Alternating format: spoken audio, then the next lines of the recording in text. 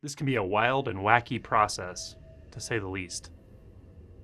But here's one aspect of it that tends to bear its ugly head here and there. And especially in deep stage realization, there comes a time when this specific aspect becomes the sort of central component of the unbinding process or the practice of investigating the nature of false identity or false separate identity. That is, simply stated, the mind, the thought process, does not like it when it has nothing to orient to. There are many iterations of how this plays out, and I can unpack it in a lot of ways, but I think just as a simple guiding principle, not that you need a guiding principle, but as a simple orientation, to just state that when we see that, let's call it the unconditioned, unfiltered reality, has no orientation, our mind, our thought process, it just does not like that. It's fundamentally uncomfortable for it. Now, the good news is the mind, the thought process, is not what you are. And when we have this initial shift, this initial awakening, that takes a pretty big hit, meaning a lot of identity around who I am in thought, that I exist as some distinct, separate entity moving through time. All of that belief mass really calms a lot. You could say it falls away, but I'm not sure I'm comfortable telling people that there's no sense of self after that initial shift and that there's no doership at all. There's no sense of striving or trying or agency, because I don't think that's accurate. But largely, it's seen through the self of the mind, the self of thought, the distinct separate self in time and space. The idea that that actually exists, that that's a fundamental truth, kind of goes away. Now, of course, after that, there's still a lot of resistance pattern, reactivity, dualistic perceptual filters. All of that's generally still there. And we work through that later on. But I just want to point out that with this initial shift, we don't necessarily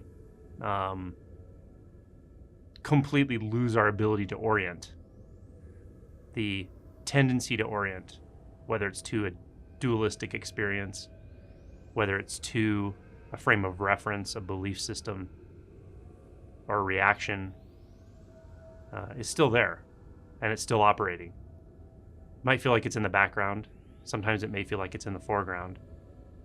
You may not even notice it at all, but often it's just a sort of sneaking suspicion that there's something there still, something trying to orient, something trying to hold it all together, something that wants to have some inner world or inner space to reflect on everything out there, to keep itself separate and alive. That feeling, that's the orienting I'm talking about. So this may sound a little hard to get to, but I think everyone at every stage of this process can relate to the fact that it can be uncomfortable when suddenly we just don't know what to orient to. And again, at some point you realize it's not just that you don't know what to orient to, you see that there's no way to orient anymore. There's nothing to grasp onto and say, that's me. I'm here, that's there. That's real, this is not real. This dharma is true dharma and that's false dharma. Like, you can't do that anymore because you see it's false. That's uncomfortable at various levels. Sometimes late in realization, what's most uncomfortable is letting go of realization. Letting go of the idea that it's going to get you something, including cessation, including the end of rebirth, whatever it is. However you're hooked up to believe this stuff and understand it, it can be your final fixation. So just be aware of that. That's the orientation, and that orientation has to be let go of. And it will be let go of. I mean, that's the natural process of it, is unbinding. So just learn, I think, early on to be okay with the truth that you don't need anything to orient to. The momentary appearances are orientation enough. And when non-dualistic realization is clear, that orientation is a very different kind of orientation. It's not an orientation in time or space. It's not an orientation in view. It's just an orientation of a sort of pure, non-dualistic, luminous being that doesn't exist anywhere specific. It's impossible to talk about it, but it turns out to be okay, and it turns out to be plenty to function in the relative.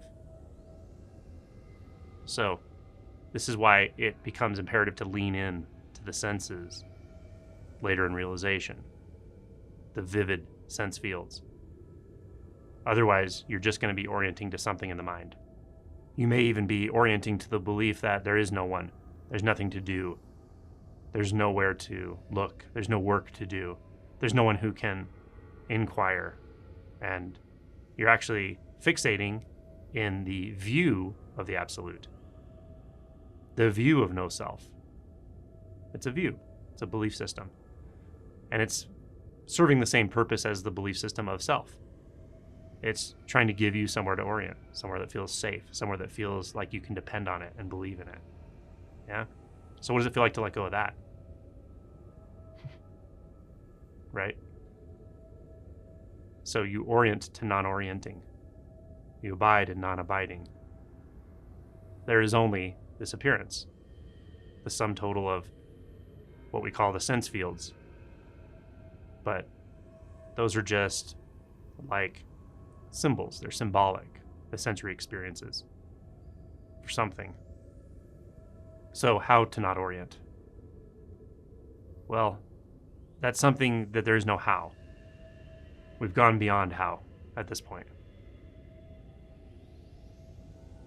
It's more like trust, or settle, or learn to recognize the natural ease of abiding neither in being nor non-being, real nor unreal, empty nor full, form nor emptiness. It's not negating any of those. You just don't abide in any of it. There's nothing that abides anywhere. So there's an absolute simplicity to this. It becomes ridiculously simple, actually, and easy, and completely natural. But there's no clinging, no real expectation, no hesitation, no fixation, no need to be here or there, no need to be on the inside or the outside, no need to be someone, and no need to be no one. That's freedom. And freedom is your birthright.